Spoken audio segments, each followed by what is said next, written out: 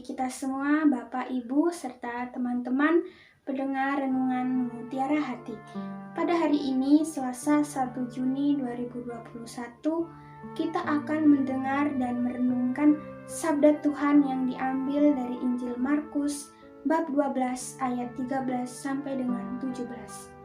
Marilah kita siapkan hati kita untuk mendengarkan sabda Tuhan.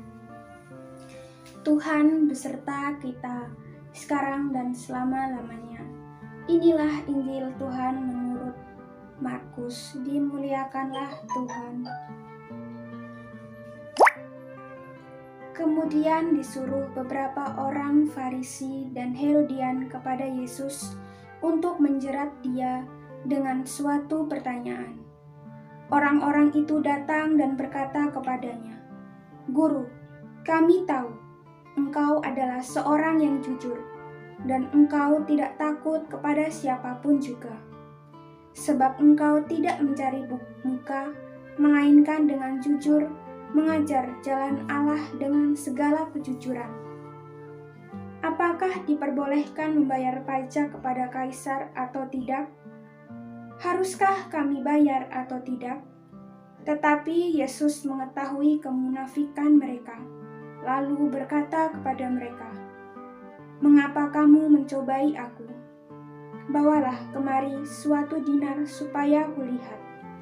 Lalu mereka bawa. Maka ia bertanya pada mereka, "Gambar dan tulisan siapakah ini?" Jawab mereka, "Gambar dan tulisan Kaisar." Lalu kata Yesus kepada mereka, "Berikanlah kepada Kaisar apa yang wajib kamu berikan kepada Kaisar, dan kepada Allah apa yang wajib kamu berikan kepada Allah." Mereka sangat heran mendengar dia. Demikianlah Injil Tuhan, terpujilah Kristus. Bapak, Ibu, serta teman-teman pendengar Renungan Mutiara Hati yang terkasih di dalam Yesus Kristus. Pada kali ini kita mendengarkan bacaan Injil mengenai Yesus yang dijerat oleh orang-orang Farisi dengan satu pertanyaan. Di sini kita bisa melihat bahwa Yesus dicobai, atau lebih tepatnya telah diserang dengan pertanyaan mengenai keharusan membayar pajak kepada Kaisar.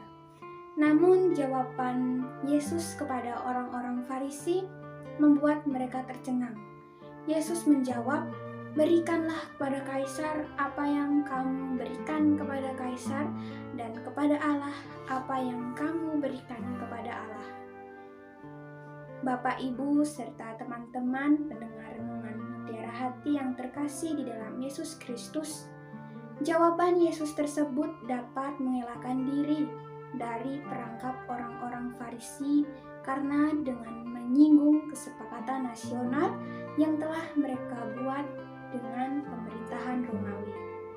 Supaya demikian, mereka tidak bisa membantah lagi mengenai masalah ini.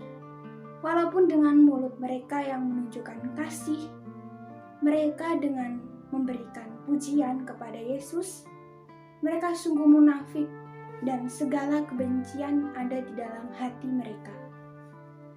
Bacaan Injil pada hari ini mengajak kita untuk melihat keinginan yang kurang baik yang ada di dalam diri seorang Farisi dan orang Herodian, karena mereka menyerang Yesus bukan untuk tujuan yang baik, tetapi untuk mencoba Yesus. Jika kita lihat lebih dalam lagi, orang-orang Farisi dan orang Herodian merupakan orang yang rakus, yang serakah, dan yang gila hormat. Dari sikap mereka inilah kita dapat mengetahui bahwasanya niat mereka tidak baik. Dari sini kita diajak untuk mendalami bagaimana niat baik dan ketulusan hati, bukan sekedar bayar pajak atau tidak membayar pajak. Jika kita tidak memiliki hati yang tulus dan jujur, maka apapun yang kita perbuat tidak akan menjadi berkat bagi kita dan juga diri orang yang kita tolong. Bapak, Ibu, serta teman-teman pendengar renungan Mutiara Hati yang terkasih di dalam Yesus. Terkadang di dalam kehidupan ini kita seperti orang-orang Farisi yang menarik perhatian dan berbicara dengan munafik.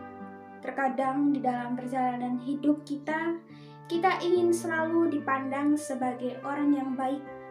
Namun, apakah sudah kita melakukannya dengan ketulusan hati? Mari kita tanyakan pada diri kita. Kita selalu berpikir bahwa membantu dan menolong sesama merupakan tindakan yang bagus. Tetapi, apakah kita memiliki niat yang baik dan dengan ketulusan hati yang penuh dalam menjalankan niat baik kita? Atau apakah mungkin diri kita berbuat baik hanya sekedar ingin dipandang, dikenal, dan dipuji banyak orang?